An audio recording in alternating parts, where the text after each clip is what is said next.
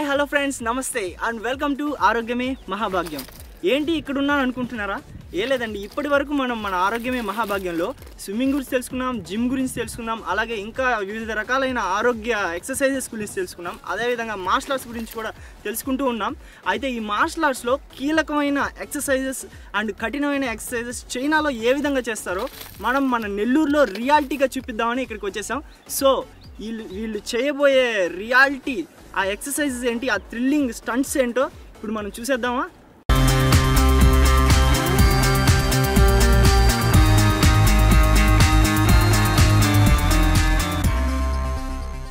Hi hello, ఆరోగ్య మహాభాగ్యం programme welcome అండి.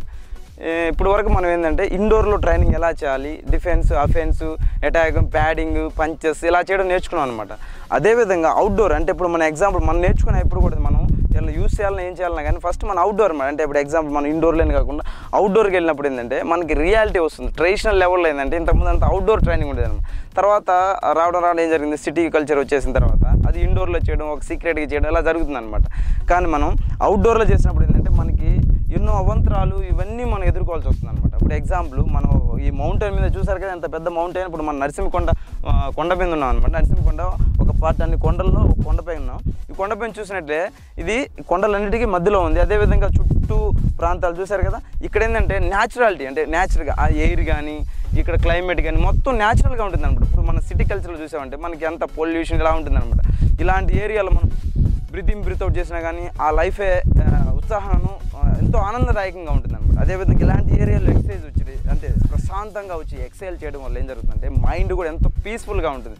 ఎంతో మనం ఆరోగ్యంగా ఏదో మన ఆలోచన తీరు కూడా ఎంతో బాగుంటుంది అనమాట. అందుకోసమే చూసారు కదా, ఈ కొండ ప్రాంతాల్లో ఈ రాళ్ళలో ఇట్లాగా ఫస్ట్ రన్నింగ్ చేసుకుంటూ వాళ్ళ మనసుతో పాటు శరీరాన్ని కూడా దృఢపరచుకొని చూసారు కదా పరిగెత్తుకుంటూ పైకి వచ్చారు పిల్లలు. ఇప్పుడు వచ్చిన తర్వాత నెక్స్ట్ రిమైనింగ్ ఎటువంటి ఎక్సర్సైజ్ అంటే న్యాచురల్ ఎక్సర్సైజ్ అనమాట.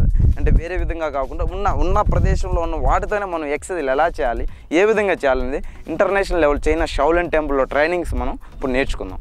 ఇప్పుడు చూసారా, మనం ఏ పని చేసినా అదేంటంటే మనం మనసు పెట్టి చేయాలంటారు ఎవరైనా సరే, పెద్దవాళ్ళు ఎవరైనా సరే. అదేవిధంగా మనం చేసే కొన్ని మూమెంట్స్ చూసారా, అది మన మైండ్ బాడీ అనేది ఏంటంటే మనం ఒక దగ్గర నుంచి చేయాలన్నమాట.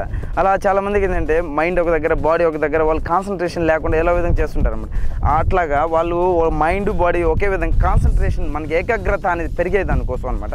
తర్వాత ఏంటంటే వీళ్ళు ఇలా కూర్చొని క్లోజ్ ఐస్ చేసి ఇంత న్యాచురల్ మూమెంట్, న్యాచురల్ ప్లేసెస్లో ఏంటంటే ఇలా చేయడం వల్ల ఏం జరుగుతుందంటే వాళ్ళకి రియల్గా వాళ్ళ మనసుని లగ్నం చేయగలరు అనమాట. వాళ్ళ మనసుని వాళ్ళు ఎటు వెళ్ళకుండా పరిగెత్తకుండా వాళ్ళు లగ్నం చేసి వాళ్ళు ఏంటంటే చూసారు కదా, ఇలా జెన్ అంటారు దాన్ని. జెన్ అంటే దాన్ని మనం చెప్పాలంటే దాన్ని మెడిటేషన్ ఇలా రకరకాలు చెప్తారు కదా. అదేవిధంగా వాళ్ళు క్లోజ్ చేసి హ్యాండ్స్ ఉండి ఇలా ఉంచి స్ట్రైట్గా ఉంచి నోస్తో మెల్లగా ఇన్ చేస్తూ బ్రీత్ ఇన్ చేస్తూ అదేవిధంగా మౌత్తో అవుట్ చేస్తూ వాళ్ళ మనసుని లగ్నం చేస్తారన్నమాట. వాళ్ళ మనసుని ఏంటంటే వాళ్ళు ఎక్కడికి వెళ్ళిపోకుండా లగ్నం చేస్తారు. దానివల్ల ఏం జరుగుతుందంటే మార్షల్ ఆర్ట్స్లో మెయిన్గా కావాల్సింది ఏంటంటే ఏకాగ్రత అనేది ఇంపార్టెంట్. ఏకాగ్రత అనేది లేనందువల్ల ఏం జరుగుతుందంటే వాళ్ళు పర్ఫెక్ట్గా పరిపూర్ణంగా తయారు కాలేరనమాట.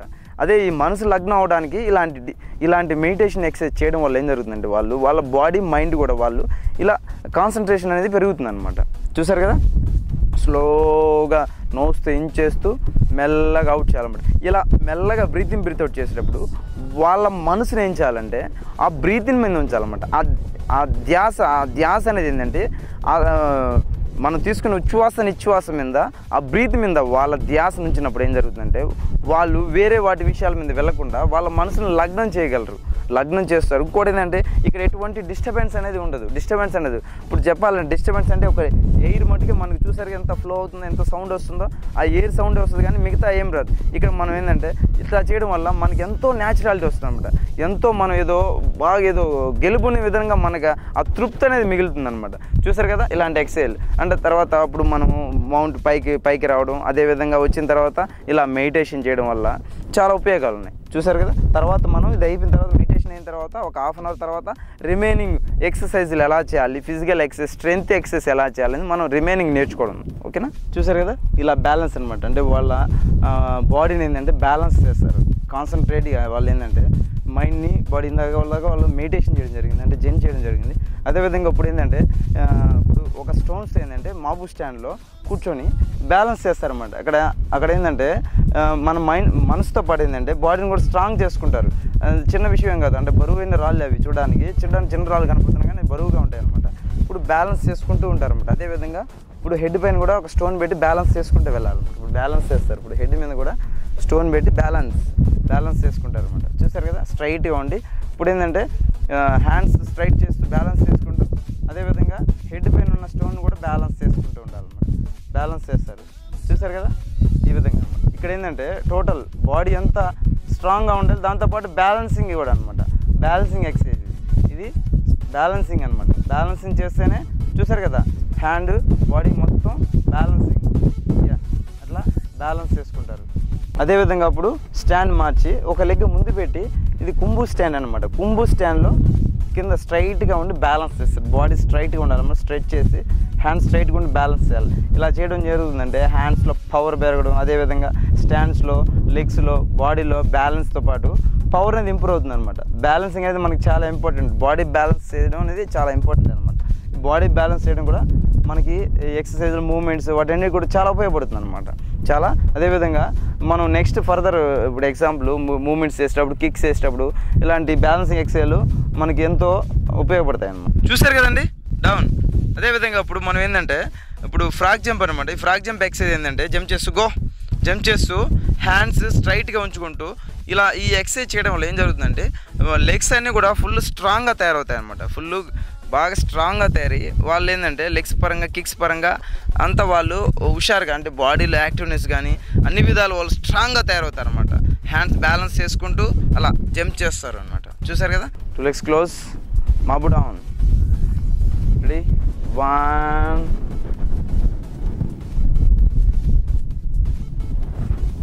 2, ఇక్కడ బ్రీత్ అవుట్ చేస్తూ చేయాలి ఎక్సర్సైజ్. 3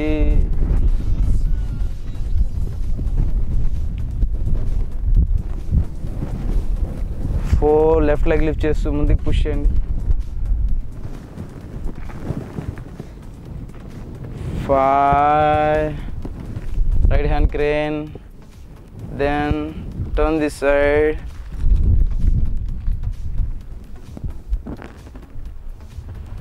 6,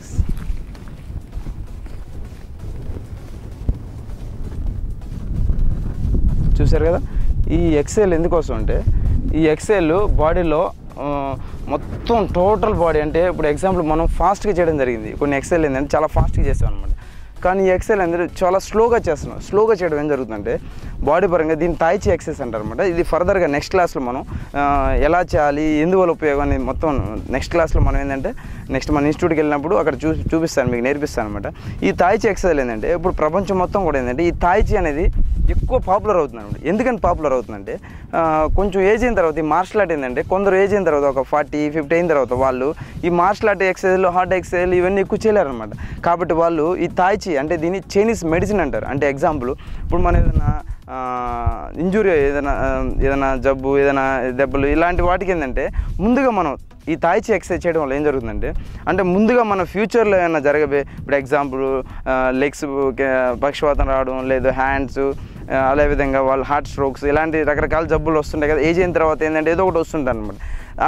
అలాంటివి ఏంటంటే అరికట్టడానికి, అదేవిధంగా బ్లడ్ సర్క్యులేషన్ అనేది బాగా ఇంప్రూవ్ చేయడానికి, అదేవిధంగా మన బాడీలోని ప్రతి పార్ట్, అంటే ఇప్పుడు ఎగ్జాంపుల్ ఒక మిషన్ ఉందనుకోండి, ఆ మిషన్ కరెక్ట్గా చేస్తేనే అక్కడ మన ప్రోడక్ట్ అన్నీ తయారవుతాయి. అదేవిధంగా మన బాడీలో ప్రతి పార్ట్ అనేది దానిపైన చేసుకుంటూ వెళ్ళాలి.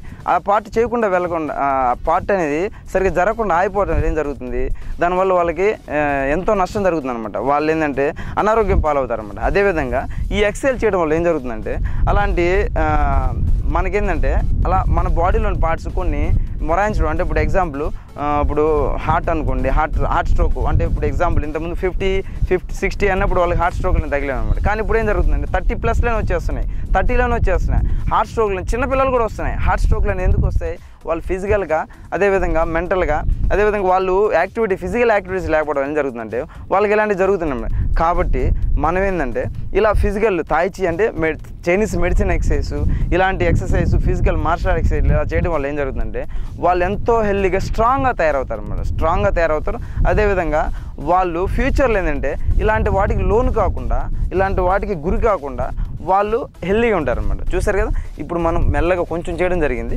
ఇదే విధంగా మనం నెక్స్ట్ క్లాస్లో మీకు మొత్తం ఎలా చేయాలి, తాయిచి అనేది ఎలా చేయాలి, దాన్ని ఏ విధంగా మనం నేర్చుకోవాలి అనేవి ఏంటంటే ఫర్దర్గా మనం చూద్దాం. ఎందుకంటే మనకు ఇలాంటి ట్రెడిషనల్ ప్లేస్లు ఏంటంటే మనం ఇంకా చాలా చేయాల్సిన ఎక్సర్సైజ్ చాలా ఉన్నాయి. కాబట్టి ప్రస్తుతానికి మనం ఏంటంటే తాయిచి అనేది నెక్స్ట్ క్లాస్లో నేర్చుకుందాం. Ready? House house distance 2 legs close Mabu down. ఇప్పుడు వరకు చూసారు కదండి, చూసారు కదా, అప్పుడు వరకు మనం నార్మల్గా చేయడం జరిగింది అనమాట. ఇప్పుడు ఏంటంటే ఒక స్టోన్స్ అంటే ఒక బరువైన వస్తువుతో ఏంటంటే వాళ్ళు పంచెస్ అనమాట, పంచెస్ పవర్గా చేస్తారనమాట. ఇక్కడ పంచెస్ చేసేటప్పుడు ఏంటంటే ఎందుకు వాళ్ళు స్టోన్స్ పెట్టుకుని ఇలా ఎందుకు చేయాలంటే వాళ్ళలోని బాడీ పవర్ని ఎక్కువ నుంచి ఇంకా ఎక్కువ తీసుకొస్తారనమాట. బయటికి ఏంటంటే ఆ పంచెస్ అనే బరువైన వస్తువు ద్వారా వాళ్ళు రియాలిటీగా కొట్టినప్పుడు ఎగ్జాంపుల్ ఒక వస్తువు ఉంది అనుకోండి, అతను చేత్తో ఏదైనా రాళ్ళు బాగా కొట్టమంటే పగల కొట్టాడు. కానీ ఎగ్జాంపుల్ ఒక సుత్తి తీసుకొని కొట్టమంటే ఈజీ కొట్టేయగలడు. ఎందుకని కొట్టేయగలడు? ఎందుకంటే అతనికి తెలుసు అనమాట. ఎందుకని సుత్తిది అయితే నాకు దెబ్బ తగలదు, కానీ హ్యాండ్ తిన్నప్పుడు నాకు దెబ్బ తగలుతుందని తెలుసు. కాబట్టి అతను ఏం చేస్తాడంటే సుత్తి తిన్నప్పుడు అతని బాడీతో కొడతాడు, అతని బాడీ పవర్తో అటాక్ చేస్తాడు. కానీ ఉట్టి హ్యాండ్ అన్నప్పుడు ఏంటంటే అతను తెలిసినప్పుడు అందుకే దానివల్ల ఫీర్ అయ్యి వెనక్కి లాగుతాడు అనమాట, కొట్టలేడనమాట, గట్టి కొట్టడు. కానీ పవర్ అనేది శక్తి అనేది అతని బాడీలోని శక్తే. కానీ అక్కడ మనం సుత్తి అన్నప్పుడు కొట్టగలుగుతున్నాడు, మామూలు అన్నప్పుడు చేయలేకున్నాడు. చూసారా? 2 legs క్లోజ్. అదేవిధంగా ఇప్పుడు మన బాడీలో ఎక్స్ట్రా పవర్ బయటికి తీసుకొస్తున్నాం. అప్పుడు డౌన్ బ్రిల్ పాన్ సన్ సి ఓ లియో చి ఆ చో సి yes ఇప్పుడు డబుల్ పాన్ ఆ సన్ సి ఓ yes ఇప్పుడు ట్రిపుల్ పాన్ ఆ సన్ సి get up yes breathe in breathe out. Ready? చూసారు కదా, ఈ విధంగా ఫాస్ట్గా చేయడం ఏం జరుగుతుందంటే ఇప్పుడు ఎగ్జాంపుల్ ఓపెన్ హ్యాండ్ అనుకోండి ఈజీగా చేసేయగలరు. కానీ ఒక రాయి అంటే బరువైన రాళ్ళు అంటే చూడడానికి మనం చూసారు కదా, ఇవి రాళ్ళు ఏంటంటే మామూలు చూడడానికి చిన్నవి కనపడుతున్నాయి. కానీ ఇవి కొండ రాళ్ళు కాబట్టి అంటే కొండ ప్రాంతాలు ఉండే రాళ్ళు కాబట్టి ఇవి చాలా బరువు ఉంటాయి అన్నమాట. చాలా బరువైన ఎక్సర్సైజ్ అంటే చేయడం వల్ల ఏం జరుగుతుందంటే వాళ్ళలోని పవర్ ఎక్స్ట్రా పవర్ చీ పవర్ని ఏంటంటే వాళ్ళు బయటికి తీసుకొస్తారు అన్నమాట. బయటికి తీసుకొచ్చి పవర్గా అని ఏం జరుగుతుందంటే వాళ్ళలోని పవర్ని లోపల ఉన్న పవర్ని అంటే ఎక్స్ట్రా ఇంకా పవర్ని అనమాట వాళ్ళు చేసేది పవర్గా ఇంకా పవర్ని వాళ్ళు ఏం చేస్తారంటే ఇంకా పవర్ని తీసుకొస్తారు బాడీలోంచి బయటికి. ఇంకా పవర్ని ఎక్కువ ఇంకా ఆ పౌండ్స్ అంటే పంచ్ పవర్ని ఇంకా పౌండ్స్లో పెంచుకుంటూ ఇంకా రిలీజ్ చేస్తారనమాట.